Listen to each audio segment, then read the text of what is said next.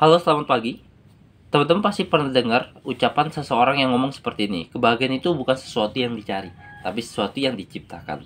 Nah, hari ini saya pengen mematahkan persepsi itu. Nah, sadari teman-teman, kalau dalam stoikisme atau stoikisme adalah kita kebahagiaan itu adalah pada diri kita, kontrol kita, dikotomi kendali. Jadi manusia itu dikotomi kendalinya ada yang eksternal dan internal. Jadi kalau eksternal itu yang di luar kendali kita, sedangkan yang internal adalah kendali kita. Kalau eksternal itu respon orang lain, musibah, eh, hal-hal sial dan hal-hal yang memang terjadi di luar kontrol kita. Nah, kalau yang masih dalam kontrol kita, persepsi kita, terus pendapat kita, respon kita terhadap kejadian yang terjadi itu ada di bagian dikotomi kendali kita, di kontrol kita.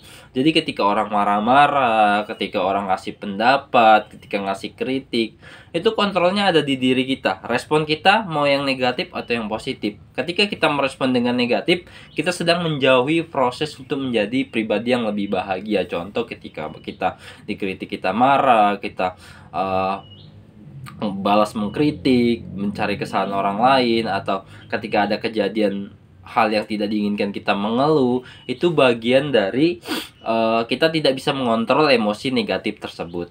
Berbeda ketika kita bisa mengontrol emosi negatif itu. Ketika ada kejadian ya kita berpikir rasional bahwasanya setiap kejadian udah ditakdirkan. Pilihan kita adalah respon kita sendiri, mau ngeluh atau mau bersyukur atas masalah yang terjadi. Ketika orang yang memang memegang teguh tentang filosofi stoik, dia sadari apa yang terjadi udah takdir dan dari kejadian itu ada hikmahnya.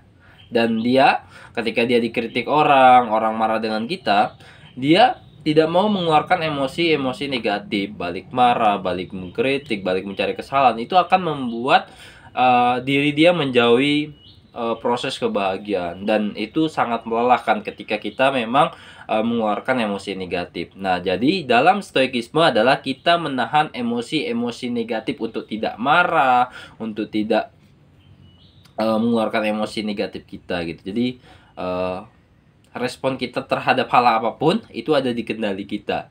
Selalu kalau dalam bahasa